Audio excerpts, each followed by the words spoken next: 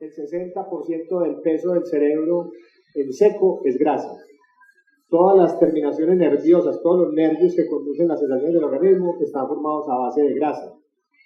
La regulación de la temperatura corporal depende de la grasa que nosotros tenemos. La base estructural de muchas hormonas, y empezando por una que es la vitamina D, es el colesterol.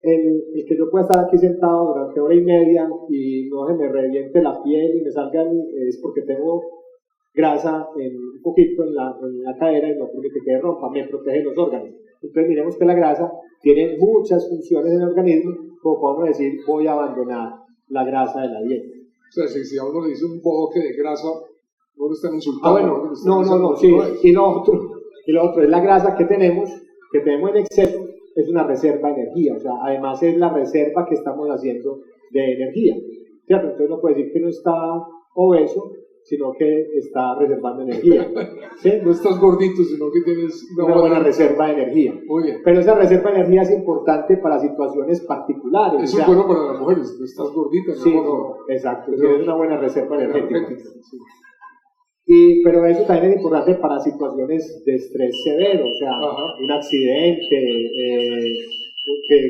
estemos en una unidad de cuidado intensivo, ¿cierto? O sea, eso nos permite tener más, digámoslo, resistencia en ese aspecto. O sea, las dos grasas, la grasa animal y la grasa vegetal, se absorben de igual forma en el cuerpo. Son distintas, ¿cierto? Entonces, resulta que es que nos han dicho siempre, es que la grasa animal son lo que consideramos grasas malas.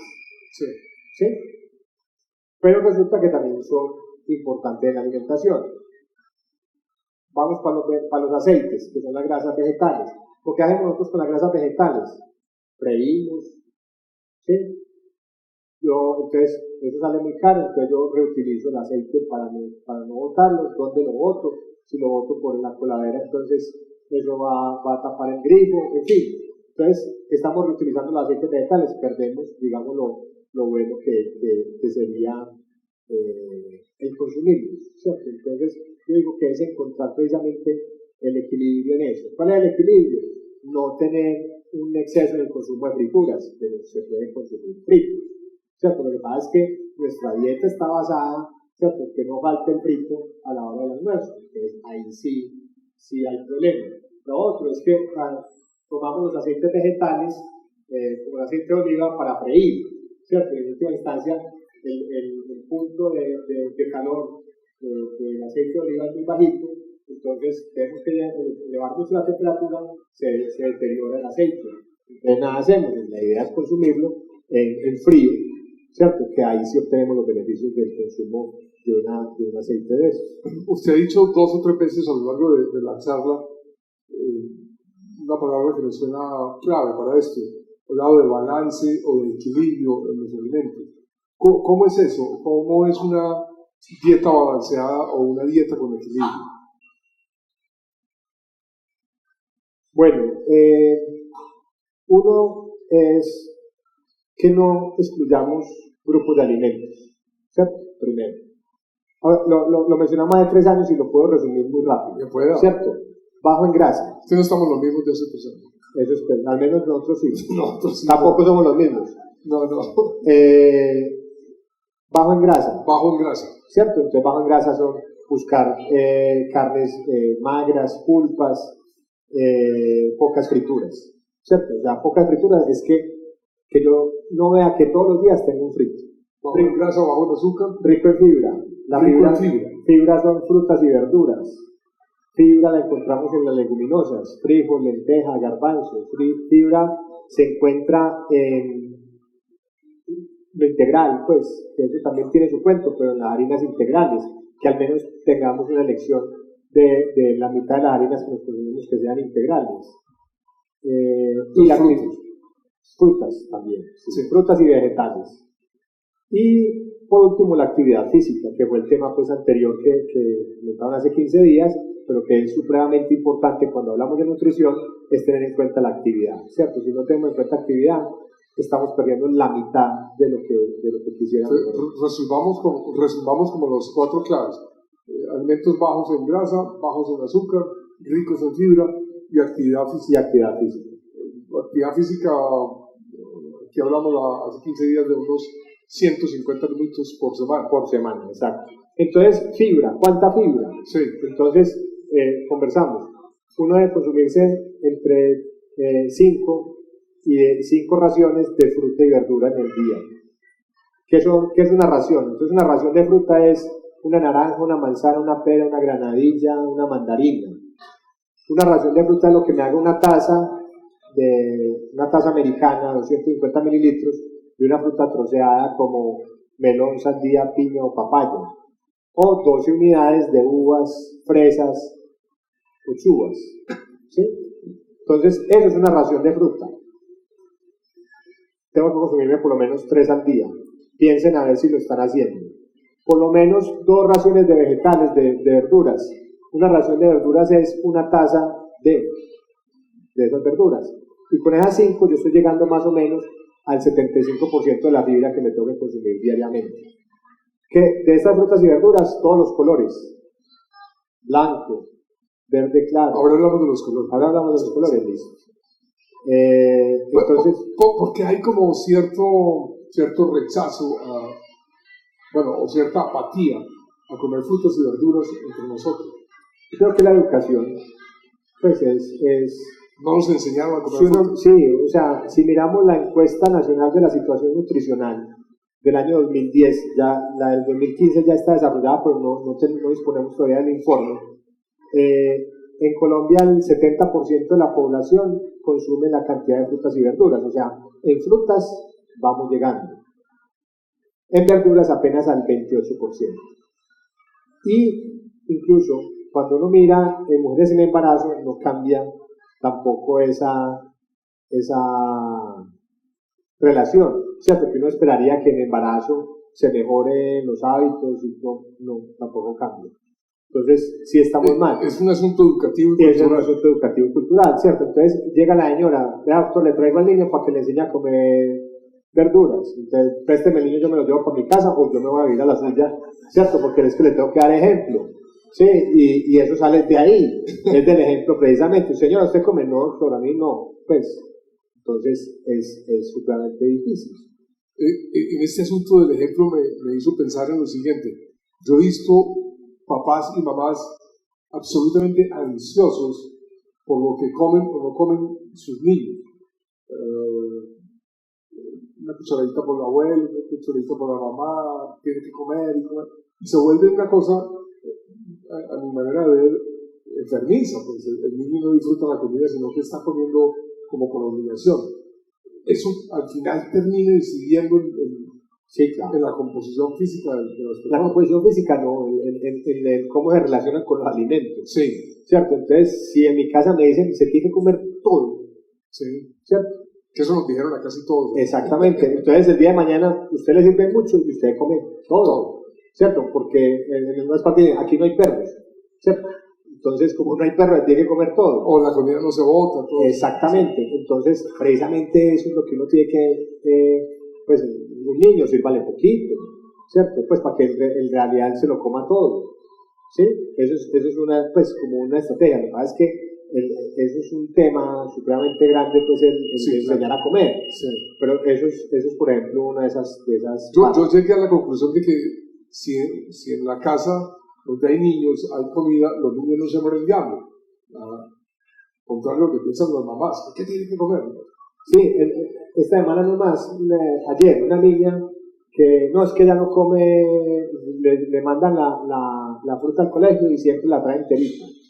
Pero ayer la mandaban para el colegio y resulta que no alcanzaron a empacarle el mecato y las otras cosas, y ahí sí llegó la boca vacía. Y ahí sí se comió la fruta, es que no había más. Entonces, precisamente es eso.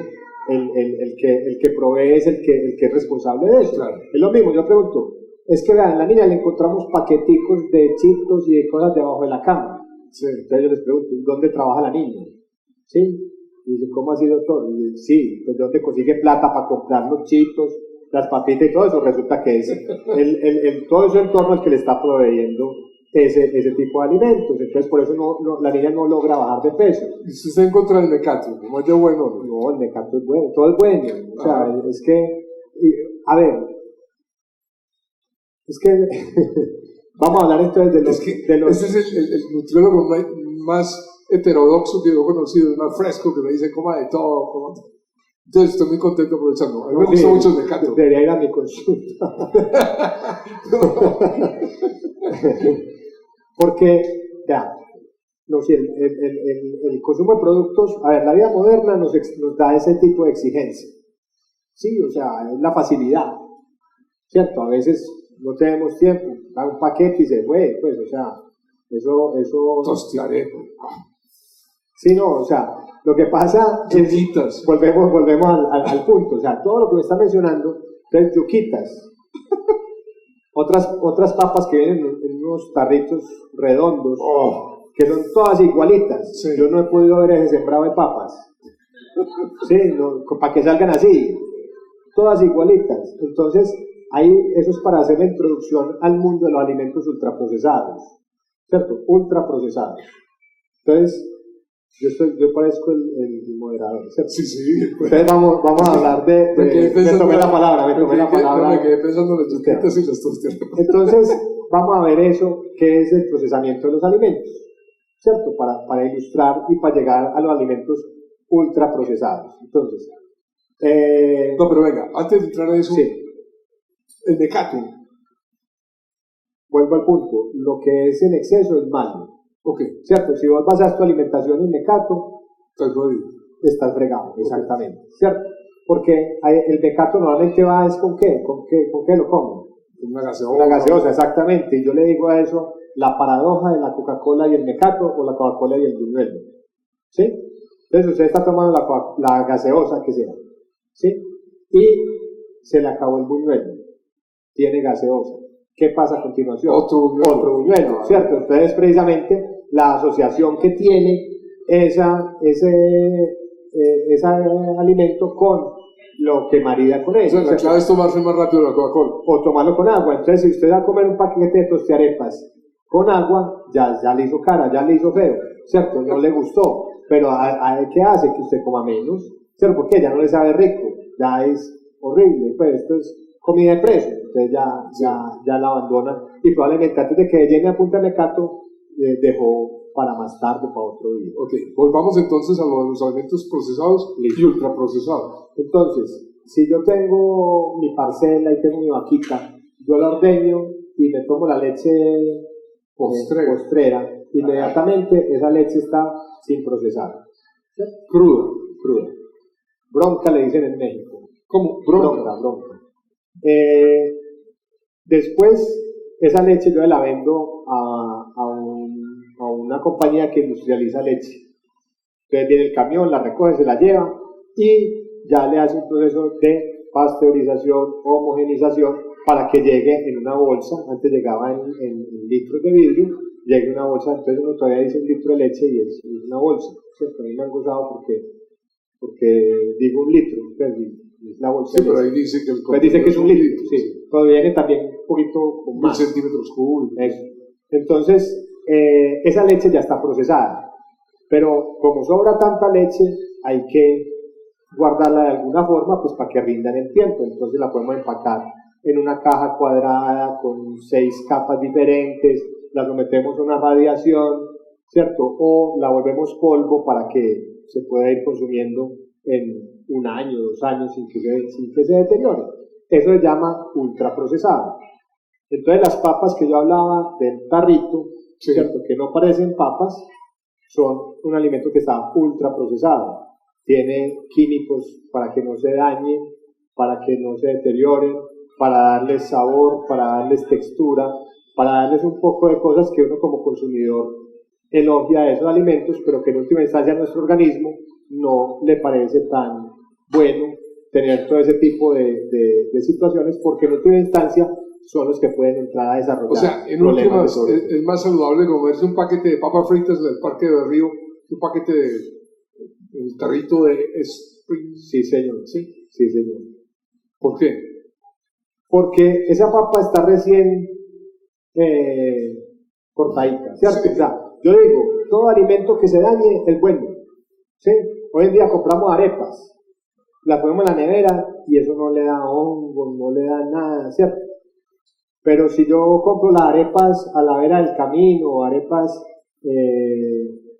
hechas a mano, como le digo yo, y las dejo en la nevera, no congeladas, sino en la nevera, a los 2 o 3 días me dice, ya, Sandrito, vea, se dañan las arepas, ahí tiene hongo, ¿cierto? Yo digo, esas son las buenas. Pues no para comérselas ya, hay que descartarlas, ¿cierto? Pero precisamente no tienen preservantes, no tienen ningún tipo de conservante, es un alimento que es mucho. Y lo mismo pasa con las papas del Parque del Río. Sí, o sea, porque es que las otras papas no va a decir si son papas o no, o sea, yo tengo mis dudas, ¿cierto? Yo tengo mis serias dudas frente a ese tipo de productos. Sí.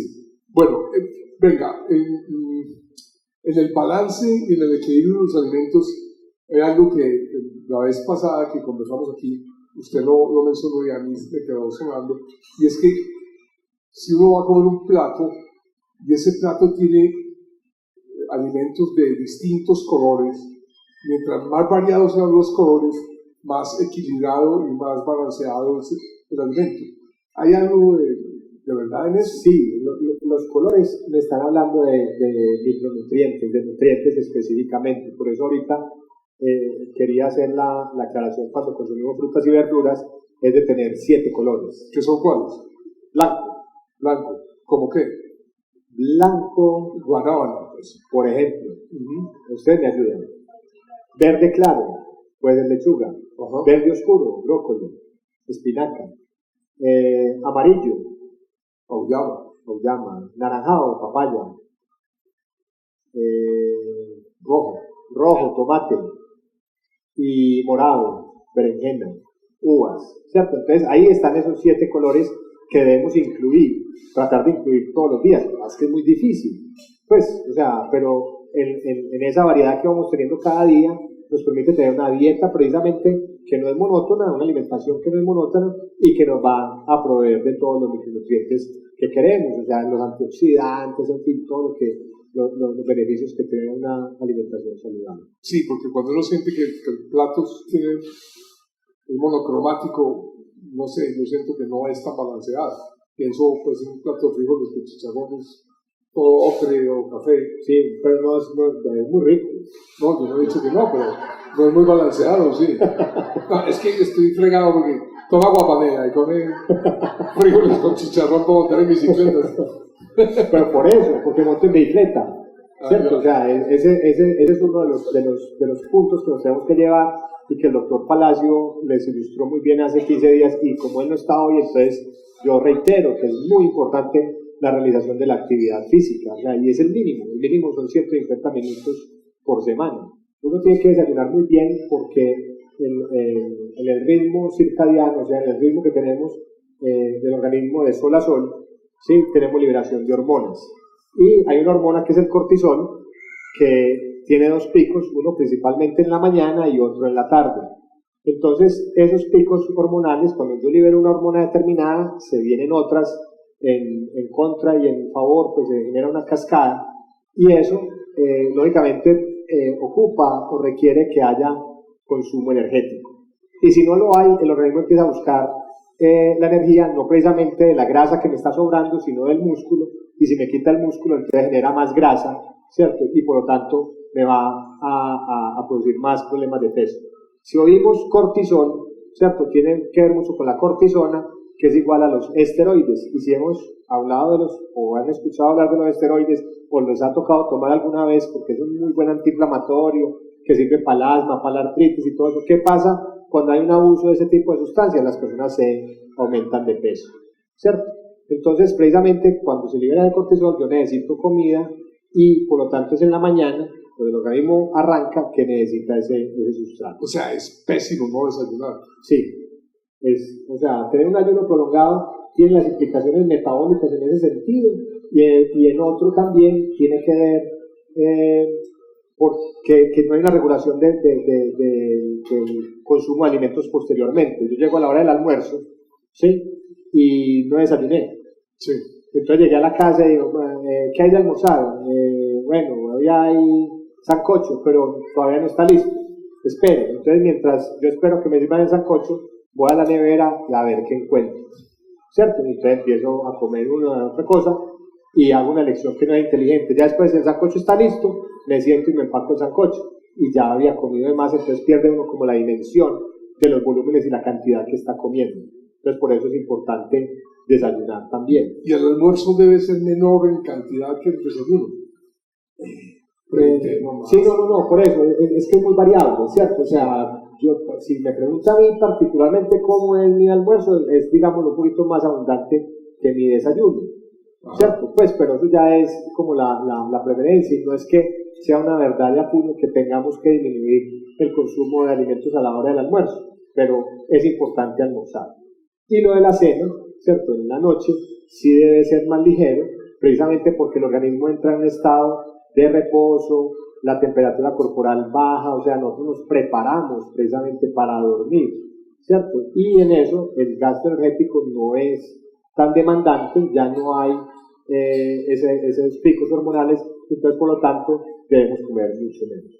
Bueno, pero hoy en día, y esto es muy común entre la gente joven,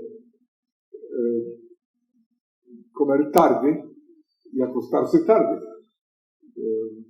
Entre la hora de la comida y el momento de ir a dormir pasan muchas horas y probablemente cuando se van a dormir tienen hambre, entonces van y atacan otra vez la nevera y no comen. ¿Eso qué?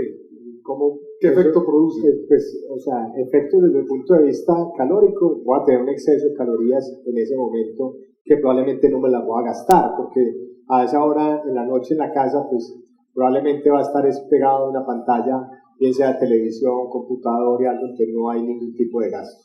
Lo otro es, puede que coma y se acueste inmediatamente, vienen los problemas digestivos, del reflujo gastroesofágico, en fin, que se devuelve el contenido gástrico y empieza a generar problemas digestivos, ¿cierto? Entonces, no es lo recomendable, o sea, siempre uno aboga pues porque tratemos de acostarnos temprano. Bueno, y a propósito de esto, el sueño es algo correlativo a la buena alimentación. Es muy importante, ¿cierto? O sea, desde el punto de vista metabólico también, tener unas horas de sueño y de recuperación del organismo son fundamentales para no tener un buen control del peso. O sea, uno encuentra una relación, puede ser de asociación, no sé, pero sí, hay muchas personas que tienen problemas de peso, tienen problemas de Perdóneme, la pregunta, ¿usted a qué hora se acuesta, doctor Sando? A las 9. Joder. Todavía no. Está trasnochado. Es que madrugo mucho. Bueno. ¿Cierto? Esa es la obligación de tener hijos pequeñitos. Sí. ¿Cierto? Entonces a las 5:30 hay que estar de pie. Pero usted duerme 8 horas. Sí, o sea. ¿Cuál es lo recomendable? Lo mínimo son 6 horas. Pero de 6 a 8 horas es suficiente. Y para los niños tiene que ser alrededor de 10 horas. ¿Cierto? La niña normalmente 7:30, 8, pues por tarde está acostada. Bueno, venga. Al principio hablamos usted mencionó dos tipos de situaciones que son muy complejas. Usted habló de anorexia y de bulimia, que son, bueno, no sé si llamarlas enfermedades, no sé si son enfermedades o síndromes, enfermedades asociadas con la alimentación. Háblenos de ambas, de la anorexia y de la bulimia. Los trastornos de la conducta alimentaria, precisamente muchas, por ejemplo, la bulimia está muy asociada a pacientes con sobrepeso y obesidad, ¿cierto? O sea, esas personas que tienen un conocimiento muy alto en el contenido calórico de los alimentos, saben pues cuántas calorías tiene, en fin, se conocen todo al dedillo, pero les gusta mucho comer, tienen esa avidez por comer, pero entonces esa misma avidez los lleva posteriormente a tratar de controlar ese exceso que tuvieron y empiezan a hacer prácticas purgativas, como son inducirse el vómito, tomar laxantes, para tratar de no ganar las calorías que se consumieron en exceso, ¿cierto? Ya los pacientes que tienen la anorexia es la situación que es más de una alteración en la imagen corporal. Entonces, a pesar de que son personas que están muy delgadas, se perciben como personas obesas o con sobrepeso y que quieren alcanzar una cierta figura y por lo tanto entonces dejan de comer, empiezan a hacer prácticas también purgativas, ¿cierto? Precisamente para no ganar, y eso es... Ahora hay más conciencia sobre la anorexia y la bulimia, pero antes eran miradas como caprichos de las personas. Sí, o sea, la anorexia y la bulimia vienen desde las cortes francesas del siglo XVI más o menos, pero últimamente el mundo moderno con cierto tipo de modelos a seguir, ¿cierto? Hemos visto niñas que incluso ganaban dinero en redes sociales por mostrarse con cierto tipo de cuerpo, y entonces una de ellas estalló hace poco y dijo que todo era una farsa y que se obligaba pues como a hacer eso, induciendo a toda la otra población que los siguen, millones de personas siguiéndolos, a hacer ese tipo de cosas, ¿cierto? O a tratar de llegar a tener ese cuerpo ideal, ¿cierto? Sí.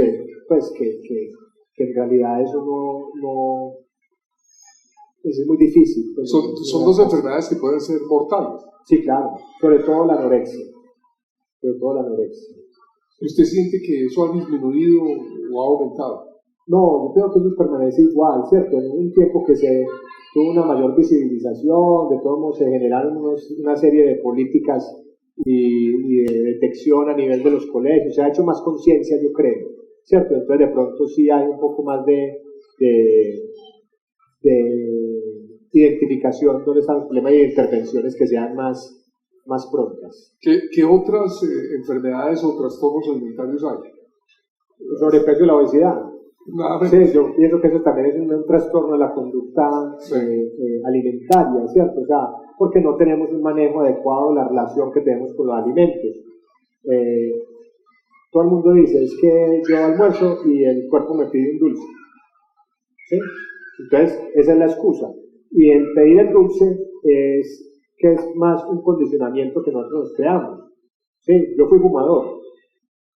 Y entonces yo ¿Cómo? Sí. O sea, aguapanela. No, pues ya no fumo, ya llevo como 8 años sin fumar. Muy bien. Sí, entonces, pero igual a mí me decía, pues yo decía, después de almorzar me tengo que fumar un cigarrillo, y el cuerpo me lo pide. Un día yo almuerzo y a mí no me falta cigarrillo, ¿cierto? Eso fue precisamente un hábito que adquirí, es lo mismo que comerse un dulce después de almorzar.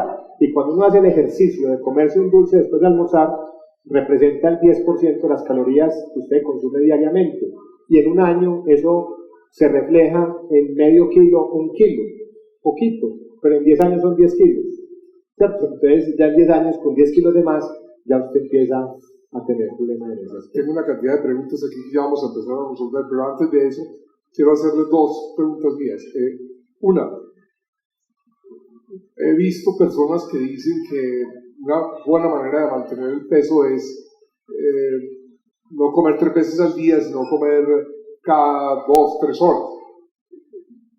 ¿Qué hay de cierto en esto?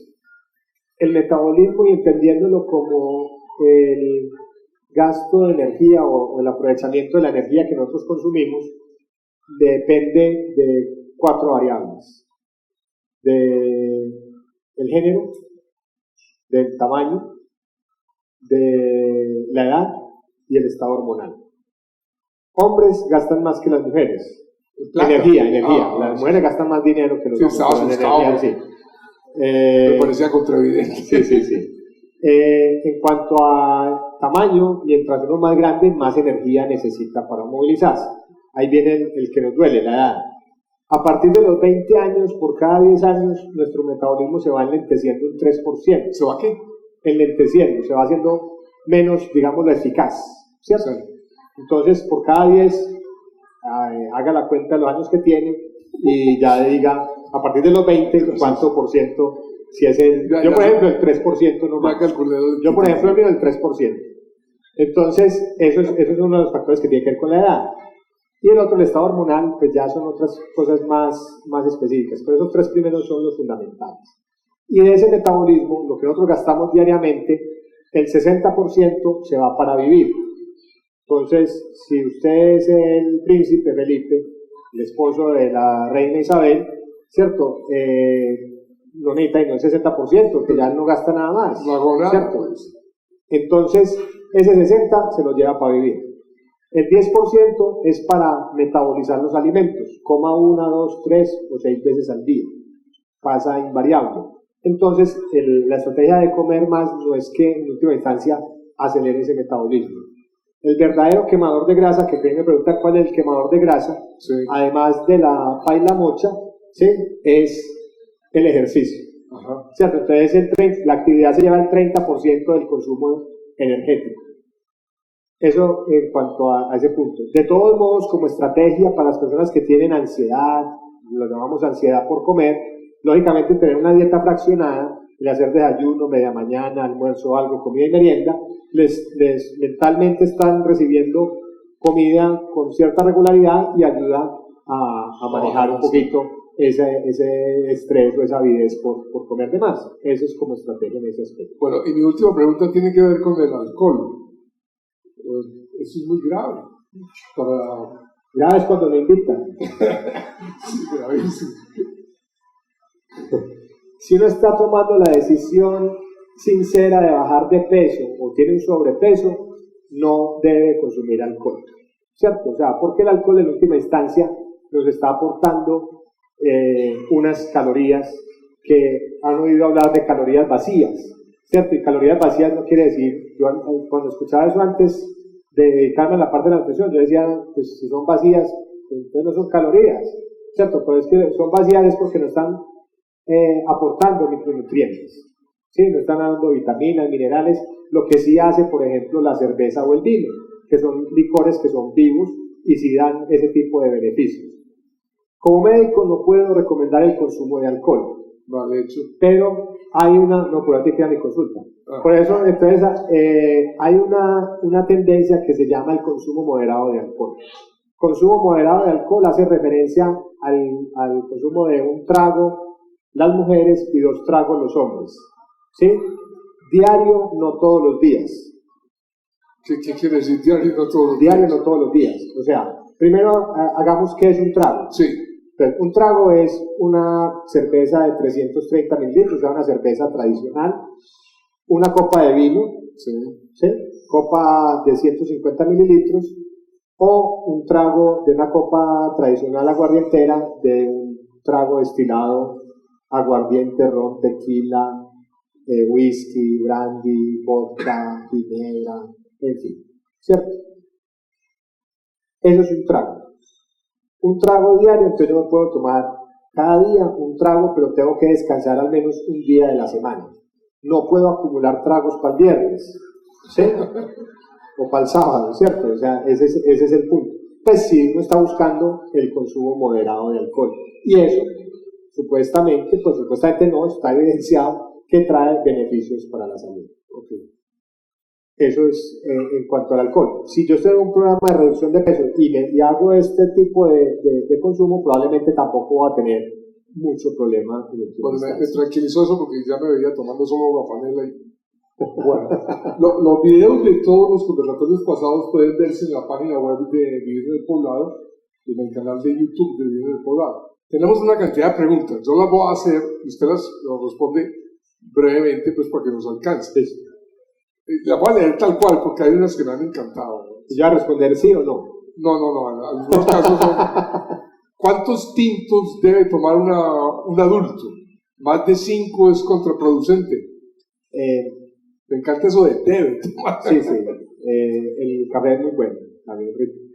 El café, el problema no, pero cuando las recomendaciones de la Asociación Americana de Nutrición, de Hipertensión, de endocrinología, dicen hasta 300 miligramos de cafeína al día. Una taza grande de café, 250 mililitros, de un café filtrado tiene 100 miligramos de cafeína. ¿Sí? Entonces uno podría tomar 3 tazas de esas al día sin considerarse ya el cafeinismo. De en adelante ya es una adicción al café, ¿cierto? ¿Qué tan grave sea? No creo que sea grave una adicción al café, pero habrá situaciones pues ya particulares desde el punto de vista digestivo o algo que pueda ocasionar problemas, pero no, ya yo pienso que 6 tazas, pues 6 tacitas. Prepárese para esta. ¿Qué opina usted de la ponimalta? Cuando la niña me pide eso, yo convulsiono. ¿Por qué? No, pues, o sea, lo que pasa es que me parece, a ver, cuando yo veo niños con obesidad, es por eso particularmente, no es que sea algo contra la cervecería Unión, mal haría yo, por Dios, sino que es una bebida azucarada, ¿cierto? Y como es una bebida para campeones, Sí. ¿cierto? Entonces, ese es el... Por eso no la toma en Medellín. Ese es el chiste, sí. Entonces, ni siquiera iba yo contra el medallo, ¿no? Bueno, por eso. Pero es el consumo de las bebidas azucaradas, ¿cierto? Entonces, igual, van, y ahorita que viene, vean, ahí está. Vean la Chiqui, pregúntele si toma, o el papá le ha comprado Ponimalta. Chiqui, yo te he comprado Ponimalta. Isa, ¿te he comprado Ponimalta? Diga duro. ¿Sí o no? La risa. Está bien aleccionada, me hace quedar bien. Pero sí, es eso. Pero, pues, una que tome, pues no hay problema. Ok. Los lácteos son malos. La leche, ¿cómo acelera el metabolismo? La leche no acelera el metabolismo. ¿Sí? La leche es mala para el que le cae mal, ¿cierto? O sea, tenemos problemas digestivos, el 80% de la población tiene o va desarrollando intolerancia a la lactosa. ¿Sí? Yo particularmente digo que la leche es para el recién nacido de cada especie, ¿cierto? Entonces la leche de vaca, pues ya supuestamente nosotros no somos vacas, entonces no deberíamos de consumirla, pero ya esto es una situación personal y anecdótica y brevemente le cuento, es contestatario, ¿sí? Mi mamá es alemana y cuando yo estaba pequeño se fue como alrededor de 4 meses, me dejó con mi padre acá. Cuando regresó yo no quise volver a tomar leche como en retaliación con mi madre. Después yo me volví después donde un amigo en una finca me daban leche postrera y me la tenía que tomar bogada, ¿cierto? Entonces doña Susa me decía, tome, bogue, mijo. Y entonces me hacía tomar leche con nata y todo eso. Y tercero, yo era el tester de la leche, ¿cierto? Cuando mi papá sospechaba que la leche estaba mala, me decía, pruebe, ¿sí? Y el 80% de las veces estaba mala. Entonces, por eso es que no me gusta la leche. ¿Cómo debe ser el consumo de agua durante el día? ¿Por tragos, un vaso de una vez, encima de los alimentos? No, hay que consumir agua. O sea, en última instancia, uno ve 8 vasos de agua al día. Usted toma 8 vasos, son 2 litros de agua. ¿Sí? Si usted toma 2 litros de agua, entonces, pues yo, por ejemplo, no podría hacer consulta. ¿Sí? Porque me mantendría en el baño. Entonces, en cuanto a eso, uno hace referencia a la cantidad de líquido que uno necesita, y uno necesita alrededor, depende del tamaño, de estatura y eso, de 1,5 litros a 2 litros de agua diariamente, pues de líquido. Y el líquido lo obtenemos en el agua, en la leche, en el café, en los mismos alimentos. Entonces es eso. Lo que pasa es que el agua resulta buena porque nos hace precisamente orinar, y entonces el riñón no tiene que concentrar tantos solutos ni pues tantos productos tóxicos y salen mucho más fácil. Entonces, la invitación es a tomar agua, pero puede ser por sorbos, de una vez. El agua fría no encapsula la grasa, ¿cierto? Porque a veces dicen que no, que tiene que ser, o que el agua tibia por la mañana. A mí me toca tibia porque es que por la noche la pongo y no me la tomo en la noche y me despierto de esta, entonces me la tomo ahí apenas me levanto, pues como para no botarla, o antes de que los gatos me la tumben, pero no más. ¿Cuál es la diferencia entre un nutriólogo y un nutricionista? Es la formación. Mi formación inicialmente es como médico y después me especializo en nutrición. El nutricionista tiene una formación con conocimiento del área de nutrición específicamente, y eso es, pues, digámoslo, como el punto de diferencia. ¿Qué opinan de dietas como Herbalife? Herbalife. Vea, lo que pasa es que en eso es la recomendación, o sea, quién te está dando la instrucción y la valoración clínica para decirte que consumas ese tipo de alimentación, sí. ¿Cierto? Entonces aquí acostumbramos mucho, si a vos te va bien con algo, decime que yo me ahorro esa platica de la consulta del médico y yo hago la misma dieta que vos, sí. ¿Cierto? Pero resulta que hay particularidades, hay cosas específicas de cada uno, que lo que sirve para uno no sirve para el otro. Entonces, redes de mercado que de pronto me parece que no tienen, digámoslo, el soporte científico posterior, aunque me lo digan que sí. Bueno, si soy diabético, la naranja me hace daño. ¿Qué frutas debe comer un diabético y en qué cantidad? Frutas, lo que hablábamos, 3 al día, ¿cierto? Particularmente uno puede ser más, con mayor sutilidad, más específico, con mayor detalle, más detallista en definir las frutas que tienen más azúcar o no, ¿cierto? Les voy a decir las 3 que más: melón, sandía y piña, ¿sí? No, por ejemplo, que dice, es que no puede comer uvas, no puede comer banano. Al contrario, sí, o sea, sí están entre las que puede consumir el diabético. 3 frutas al día, fruta entera, es mejor siempre la fruta al jugo, ¿cierto? Doctor, ¿se vale la fruta en jugo? No, vas a obtener los nutrientes, pero vas a despreciar la fibra, que es en parte lo que es más importante en la nutrición, pues de los puntos más importantes en la nutrición. La naranja tiene azúcar, todas tienen azúcar, ¿cierto? Lo que pasa es que cuando usted come una naranja, ¿sí?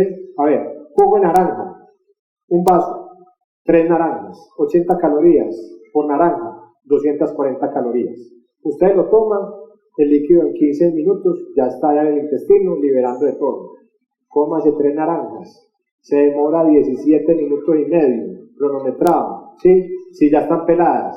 ¿Por qué? Porque tiene que masticar y masticar, ¿cierto? En el estómago tiene que hacer una papilla y esa papilla se va liberando lentamente, entonces es muy distinto el tomar de jugo a comerse la naranja. Gracias, doctor, por su magnífica conferencia. Con mucho gusto. ¿Ya acabamos qué? No. Ya.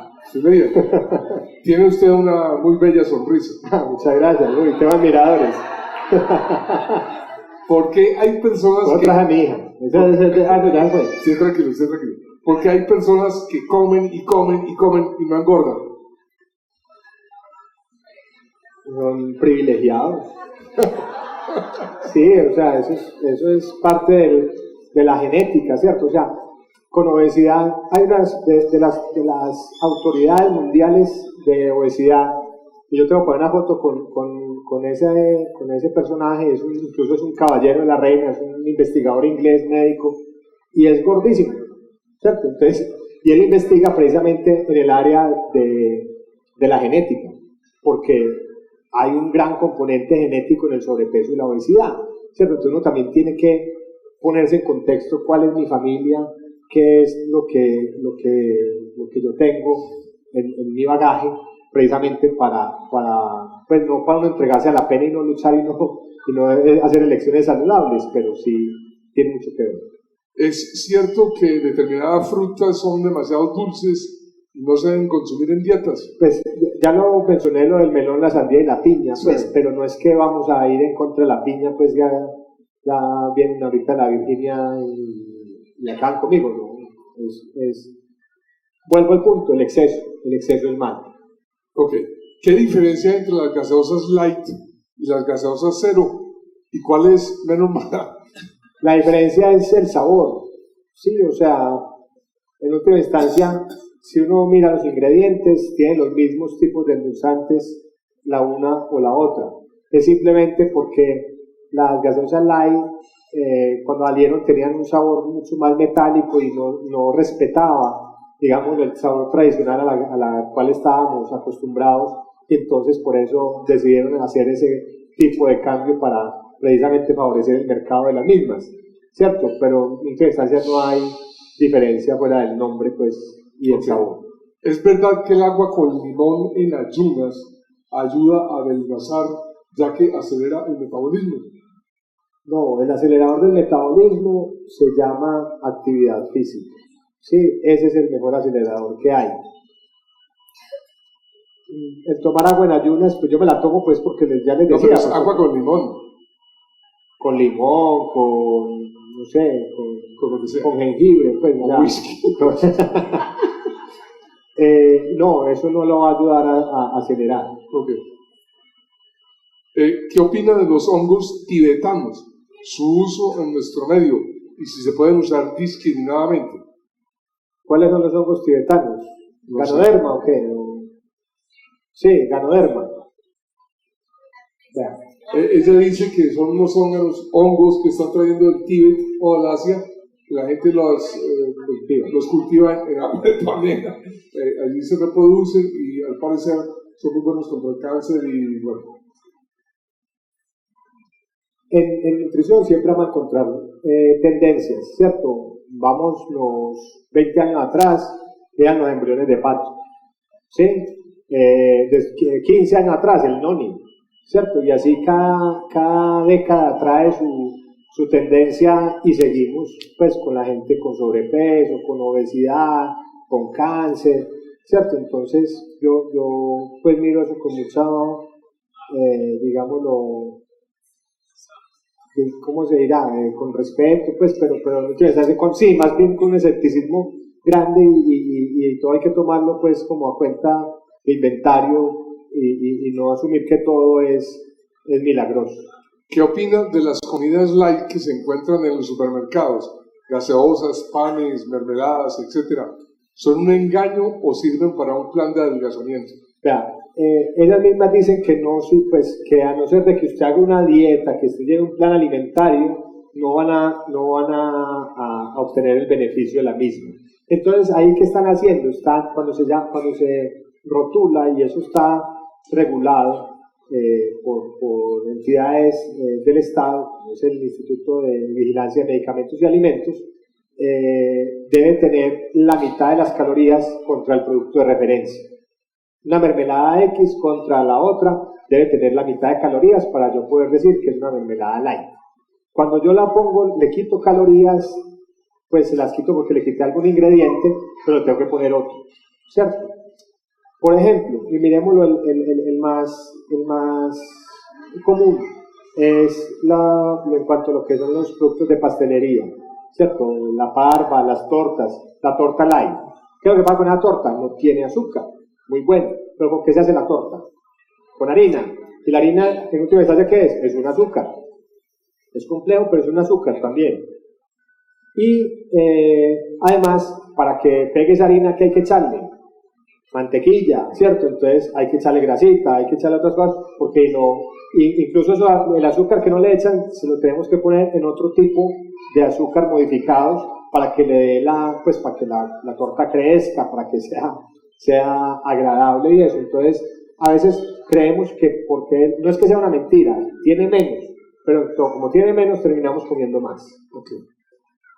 En este caso, fui operada de obstrucción intestinal.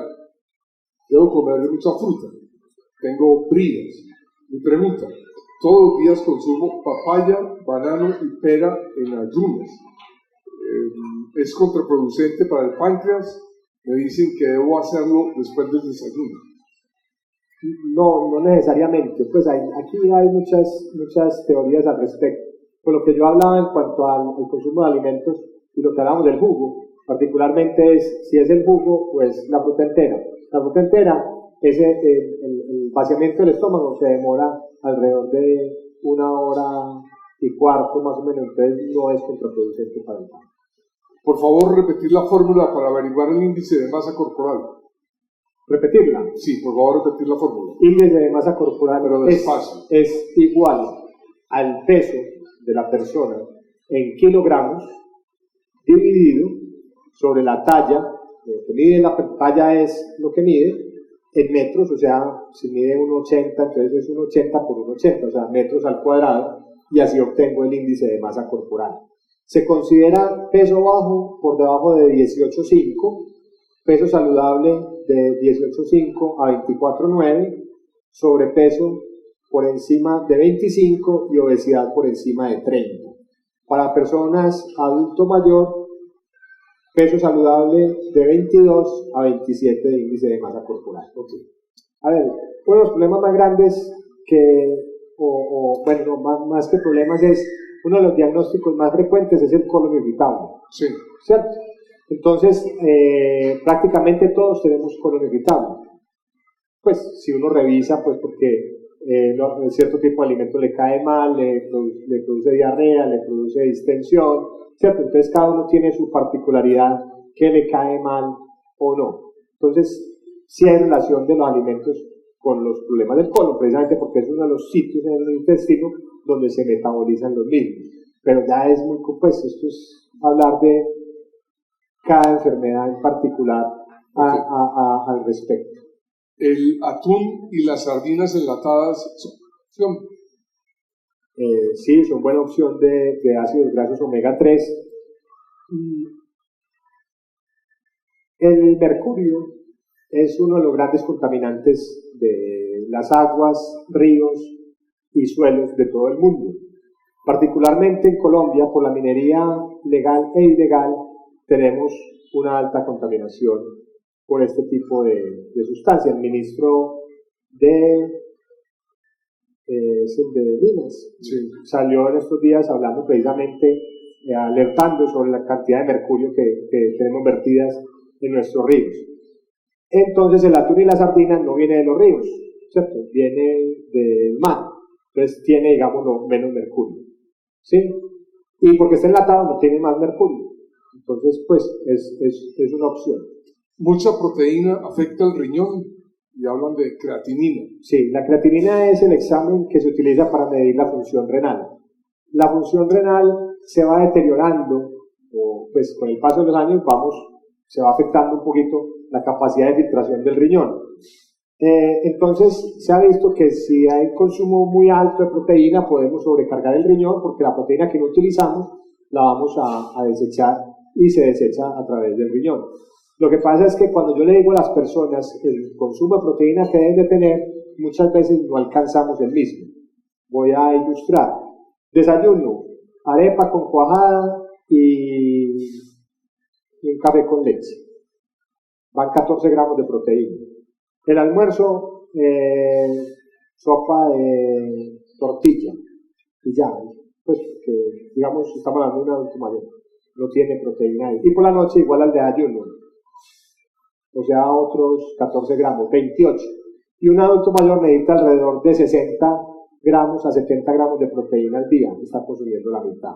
Entonces muchas veces restringimos mucho la proteína y eso genera problemas de desnutrición y alteración en el músculo. Entonces es importante tener consumo de proteína. Lógicamente, entonces no es que nos vamos a comer 350 gramos de carne al desayuno, el almuerzo y la comida, porque ahí sí nos vamos a pasar. A no ser de que seamos activos físicamente y estemos haciendo ejercicios de resistencia, o sea, pesas que requieran esa proteína para el crecimiento muscular. ¿Por qué hacer muchas dietas, dicen, daña el metabolismo? Porque es que el que hace muchas dietas es que probablemente no ha tenido el seguimiento de las mismas, o sea, no se mantiene. Había una persona que decía que hacer dieta era muy fácil, ¿sí? ¿Por qué? Porque era duro el primer día, pero el segundo era muy fácil porque uno la abandonaba. Entonces precisamente el abandono de esas dietas y todo ese tipo de cosas, o planes alimentarios raros, porque me refiero a cosas que tratan de ser novedosas, que eliminan grupos de alimentos y eso, cuando uno vuelve a sus hábitos anteriores, tiene el efecto de rebote. ¿Qué recomienda para la ansiedad? Es verdad que la ansiedad depende de una hormona y que se combate con proteínas y no carbohidratos. Lo que pasa es que hay una teoría en cuanto a los carbohidratos. O sea, cuando hacemos ejercicio producimos una sustancia que es parecida a la morfina, que se llama la endorfina. Sí. Y por eso cuando uno ya está habituado a hacer ejercicio, le hace falta hacer ejercicio, porque necesita precisamente ese estimulante a nivel del organismo. Y al parecer, hay unas teorías que hablan que las harinas, particularmente las harinas, la harina de trigo, tiene una sustancia que llaman las exorfinas, distintas a las endorfinas. Y esas exorfinas hacen que haya avidez por comer. Cuando uno come corazoncitos, uno no come uno come la bolsa entera. Y probablemente eso obedece a las exorfinas. Vuelvo y repito, no es dietas de eliminación de grupos de alimentos, sino encontrar precisamente... Las exorfinas son enemigas de las feromonas. ¿De las feromonas? ¿Por qué? No, pues digo yo, si empiezo a comer. Ahí se engorda, ¿no? Sí. ¿Quién sabe? Hay sí, quien le gusta gordito. Sí, sí. La atorvastatina. Eso, la atorvastatina eleva el nivel de azúcar en las personas. ¿De azúcar? Sí.